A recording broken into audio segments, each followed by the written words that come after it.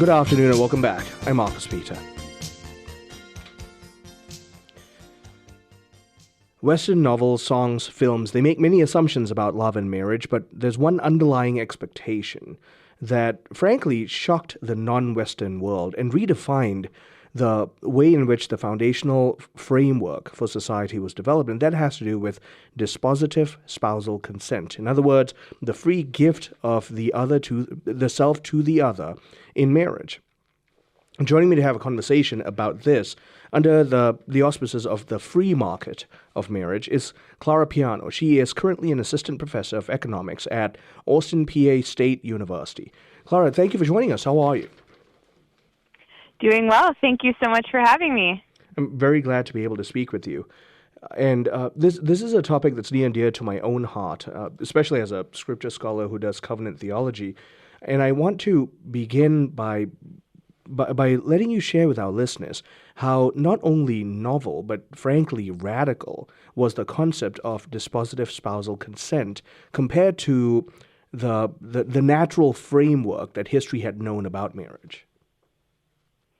Yes, the Christian church brought something very different to an understanding of marriage, not only in the sense that it's indissoluble and between a man and a woman for life, monogamous, but also because it said parents and political authorities need to get out, so to speak. So they basically, the early church developed, and we see these writings emerge, and we see these practices emerge, and then really with the Council of Trent, and then later on, there's very clear teachings that only the spouses need to consent for a marriage to be valid, right? They obviously have to be of the correct age and not have been married before and meet a couple of other very basic requirements.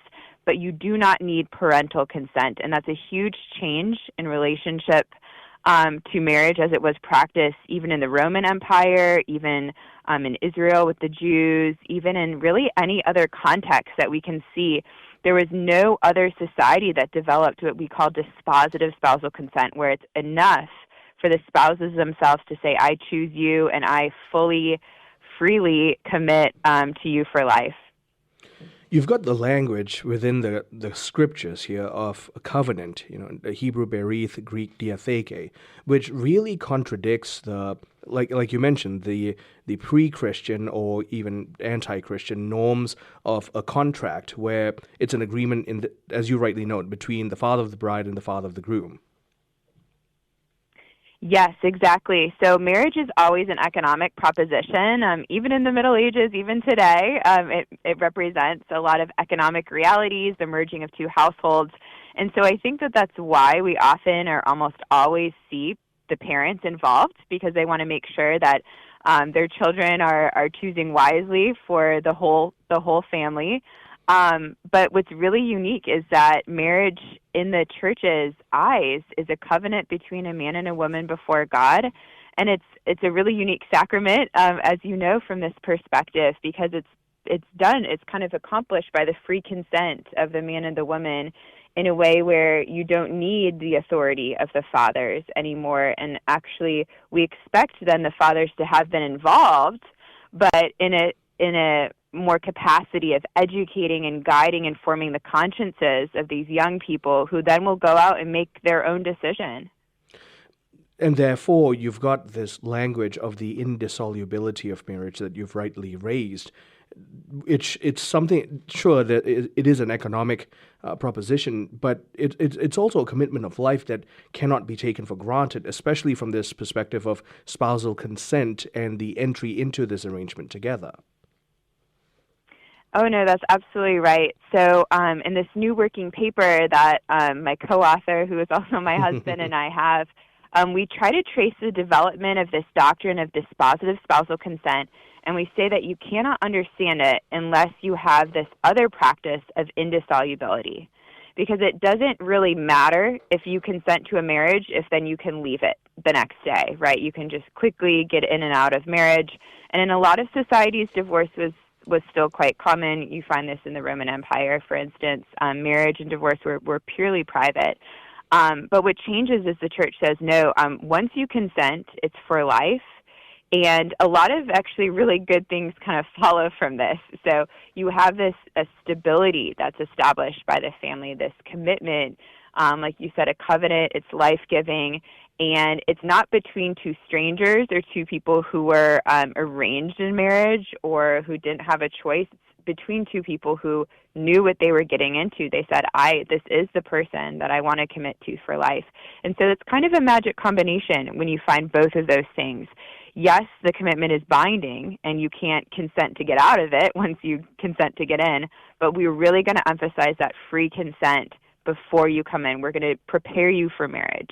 We're going to make sure that it's not coerced in any way. We want to remove any sort of concerns about impediments to marriage and make sure it's going to be fully and freely consented to. And then that, like I said, it unlocks a lot of kind of a virtuous cycle for society and families. Precisely because the commitment is undertaken by the self completely, and therefore it connotes a sense of selflessness. When you give your consent to the other, you're effectively saying, well, I am completely yours, you're completely mine. And that is the nature of the indissolubility of the union. That's right. That's right. And even kind of observers of society, so Alexis de Tocqueville writes about this in Democracy in America, where he says that the marriages based on this principle, which were very common in America at the time and not common in Europe, they tend to be more solid and based on quiet affection and respect, mutual respect for the other person, whereas instead in a different society where you have arranged marriage or lots of divorce, you have marriages that don't have respect and don't have that self-gift at the heart. And in order to safeguard that notion of freely given consent, the dispositive spousal consent, the Church, in her wisdom over the years, has instituted a series of safeguards. If you could just share some of those in the interest of maintaining the freedom of consent. Absolutely. So the most basic thing is that you need to be of an appropriate age. So we don't allow child marriage. That's not something that we think that children can freely consent to. So we want to see the age there. There also was an emphasis very early on not being a kin marriage. So we didn't want to have marriages between close kin who were often the preferred partners of the parents, because you would keep sort of the economic resources within the kinship group. And then most notably with the Council of Trent, it really pushed for kind of the form of marriage that we would recognize today, where you have two witnesses and a priest who's present and it's public. So no more clandestine or secret marriages, even though the consent is enough. We want to have some public record, some public statement about that commitment that you're making to each other. So the whole community, right, is also on board, knows what's happening, and can support you in that. And so while the church is certainly involved, and again, the community is certainly involved, the church said, well, this is between the spouses, this is, self-gift between the spouses, but we really can't measure that, and so we need to have these other things to help us ensure that there's free consent. How did that help reshape the Western moral fabric and the social psyche? Yes. So I think right away the church after Trent knew that this would have some pretty profound effects. So in our paper, we note that in the catechism, the Roman catechism issued after the council, they already had noted that young people are going to be looking not just for beauty, they're going to be looking for character. They're going to be looking for characteristics of someone who you really would freely want to, live a fruitful life with for the rest of your life. And then also you're going to have a little bit less strife if you are not arranging marriages again or kind of compelling your children to get married to specific people. You're letting them choose for themselves. They're going to choose someone who's probably a little bit more compatible with their personality, and that this would kind of cause more peace in society. I'm talking with Dr. Clara Piano, and she is the author of Marriage, the Free Market We Take for Granted. This was published in Religion and Liberty Online by the Acton Institute. And she's arguing from a contractual covenantal perspective, as well as an economic one to be sure, of the social impacts of dispositive spousal consent, free consent between spouses in marriage, and how that shaped the world. Stay tuned, I'm Marcus Peter.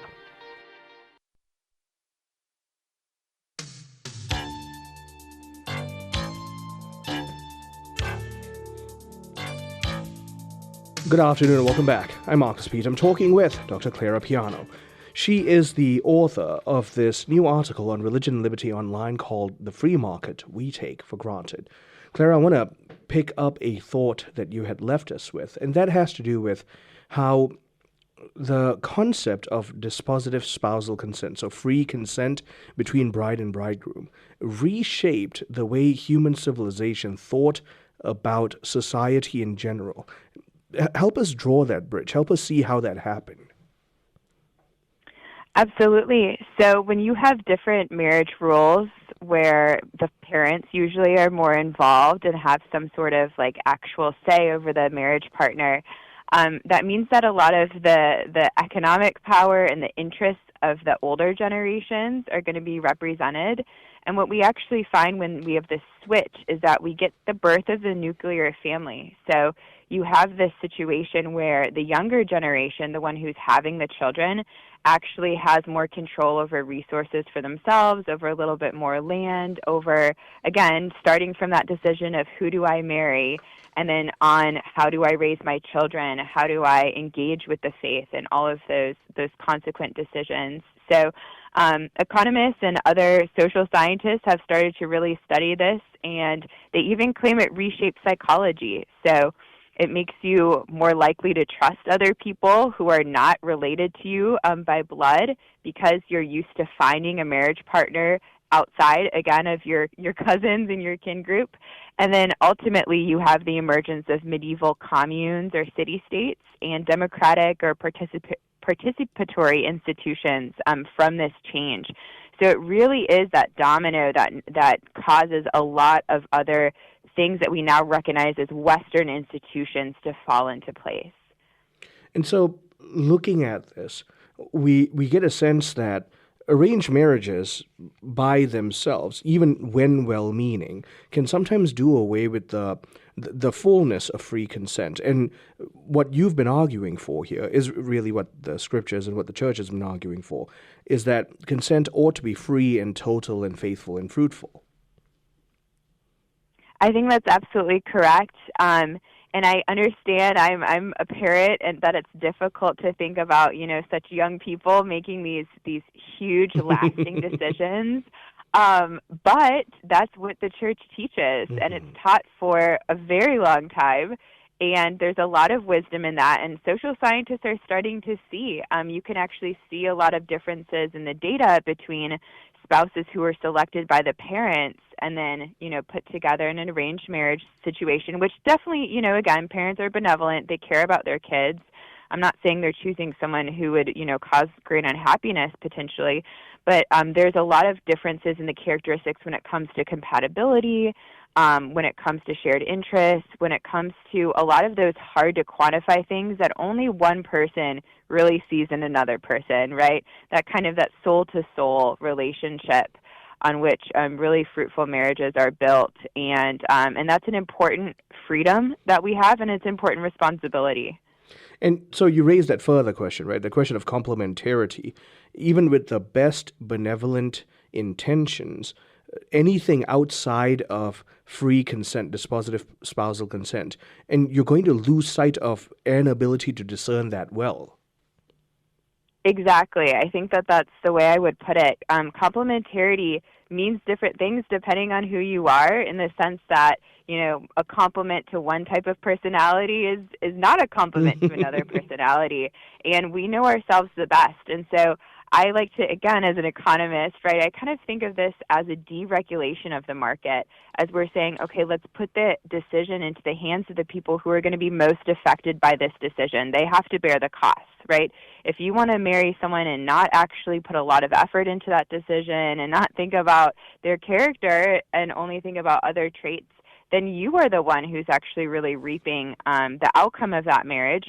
Whereas normally we would say that your incentive would be to put as much effort as possible into that. So we get the emergence of dating, the emergence of wooing someone, the emergence of a lot of these kind of the chivalry norms that we have later on in history come from this idea that you have to persuade someone to marry you. And it really is, there is a little bit of that language here, this language of a persuasion, and that's part of the pursuit, and therefore the language of the covenant in building society. And it's amazing how it mirrors this relationship that we have with Christ, too. So I think that that's part of what the church is saying is love isn't forced, right? He's not going to force us to follow him or force us to believe in him. It's going to be something where he's trying to engage with us, right, as the bridegroom. And so we want to see that mirrored in the image of that Christ in the church that we see, as Paul says, in between a husband and wife, in the sense that it's a free gift of self, but it's based on not force, right, or compulsion or the decision of anyone else. And therefore, in your piece, you highlight that rather than fixate on the bad fruits that have come about with the result of not honoring consent properly, so things like unilateral divorce, redefinition of marriage, what we ought to be doing is looking at the preparation toward marriage even more concentrically. Yes, I think that the emphasis on forming young consciences and character to make such a big decision, to make such a binding decision, is really a good place to start, to focus on what people like to hear, right, which is the good news that you alone get to choose, even if you get married, right? Some people can discern not to become married people, which, again, is a very unique thing in human history. Really, the church gives that freedom to people. You don't have to get married. And so to say, well, the power is in your hands, but what are you going to do with it, right? You have the responsibility. Let's guide young people to make these decisions. Let's try to free them from anything that might impair their judgment, right?